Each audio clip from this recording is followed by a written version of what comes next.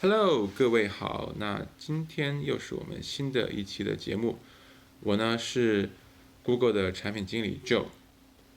今天给大家讲一个什么话题呢？很多人都问我说，做产品经理需要什么样的技能？什么样性格的人适合做产品经理？以及在北美甚至在硅谷，中国的产品经理为什么相对比较少？那今天这个节目就来解答这个问题。如果你有兴趣的话，请继续听下去哦。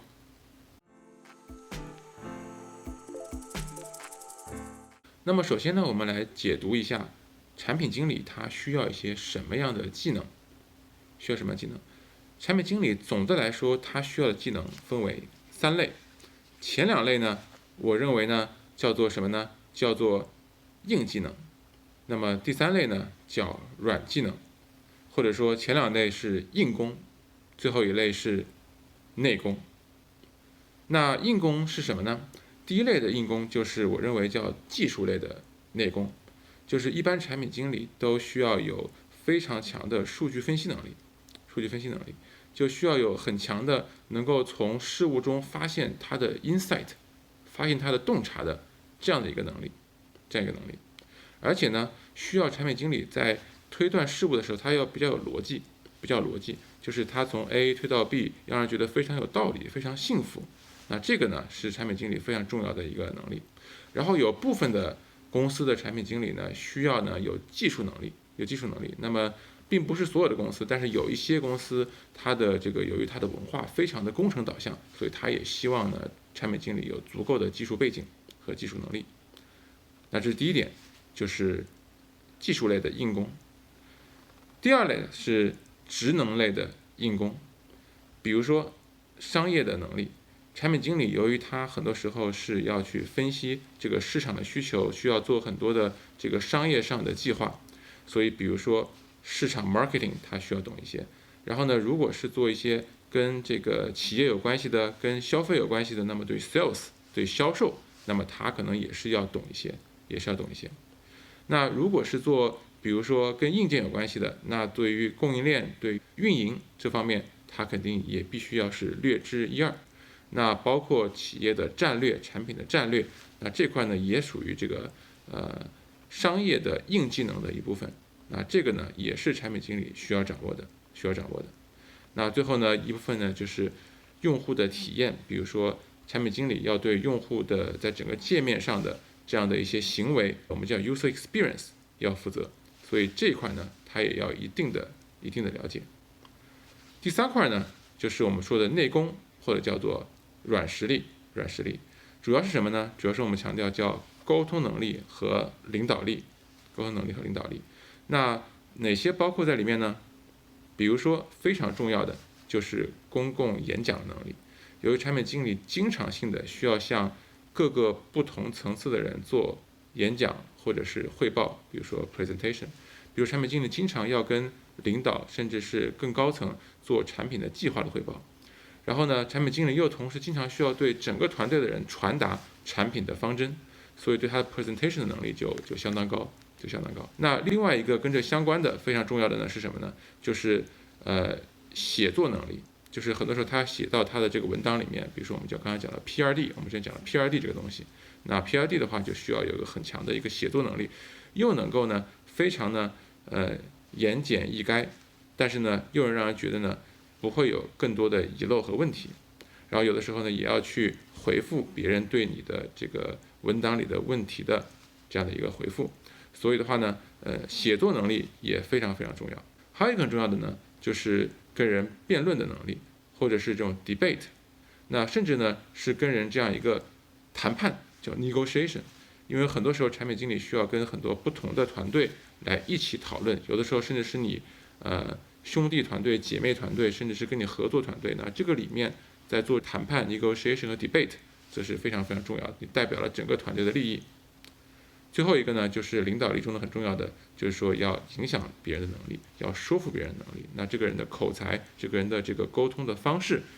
等等之类的，那么这整个的领导力的这样一个部分，也属于这一类，叫第三类。所以刚才呢，我讲了三类，那么前两类呢是硬功，第三类的呢是内功。那第一类就是技术类的硬功，第二类呢是职能类的硬功，那么第三类呢就是内功、沟通和领导力。那从产品经理的性格来说，什么样性格的人适合做产品经理呢？我觉得我观察到的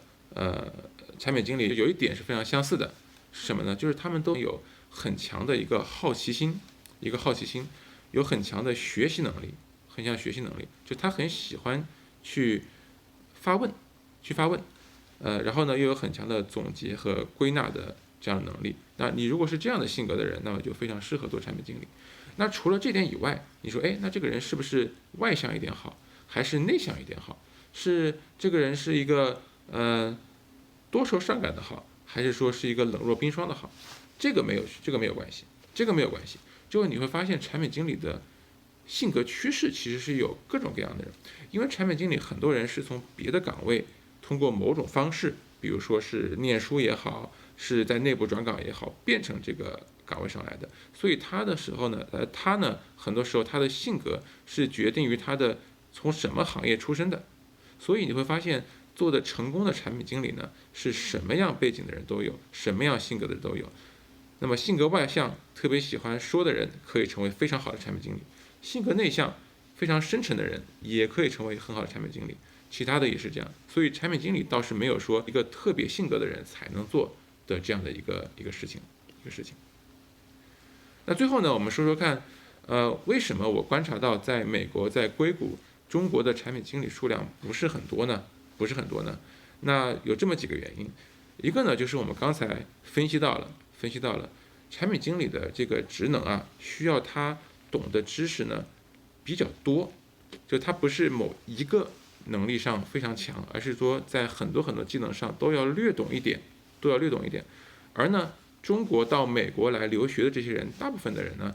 主要还是这种专业人士，所以呢，他在某一类的能力上非常非常强，但很少有人在各个不同的能力上都懂那么一点点。所以说，相对来说，这样的人呢，就稍微少一点，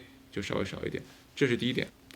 第二点呢，就是从一个人的这个意愿角度来说，那很多中国人到美国来留学，那他是想走专业路线，他并不是想去走这样的一个管理路线的。走专业路线有非常多的好处，就比如说，如果你做一个程序员，做一个工程师，做一个设计师，做一个商业分析师，那么我们有句话叫怎么样呀？叫技不压身，对吧？你有硬本事，那你肯定这个工作是非常非常稳定的。那对于有一部分的人呢，他想要做管理的这样一个职能呢，那产品经理呢，就是他可以考虑的一个方向。我们现在发现呢，越来越多的中国人开始来做产品经理了，在美国，在硅谷。那我们这里也有一个不算很小，但也并不是很大的中国人产品经理的社区，大概也有几百人吧，也算不错。尤其是什么呢？我发现呢，更加年轻的，比如说95后的中国留学生，很多人是从高中，甚至很多人是从本科甚至高中就来美国留学的，这样一波人呢，他们呢跟早一批的来美国留学做专业人士的人还有点不一样。那么这些95后呢，他们现在逐渐的更有兴趣来做管理类的工作，而且他们因为来美国来的早，所以他们被美国的文化对这个英语的能力也都掌握的不错。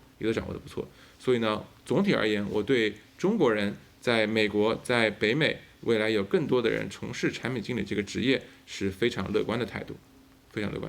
好，那听了今天的这样一个内容，你大概就能想到，是你的话，你是不是会选择来做产品经理这样的一个职位？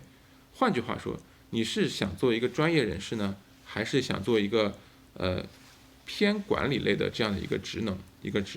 那如果你愿意去接受这样一个挑战，那么你是可以通过学习培养来提高这样的一个技能。好，那我们以后的话呢，会在这个频道里面不断的会跟大家去讲很多关于产品经理的职业发展，如何成为产品经理，如何成为一个更优秀的产品经理。所以如果你对这些话题很有兴趣，那千万不要忘记订阅我们频道，这样就不会错过我们的节目。如果你喜欢今天的节目，请记得点个赞，然后呢，请分享给你的朋友。对于这期节目你有什么问题，请在我们的留言区进行一个留言，然后的话呢，我会去看，然后我也会摘取大家的留言，以后呢会在我们的视频里做节目，专门来做这样一个回复。好，我们今天的节目就到这里，拜拜。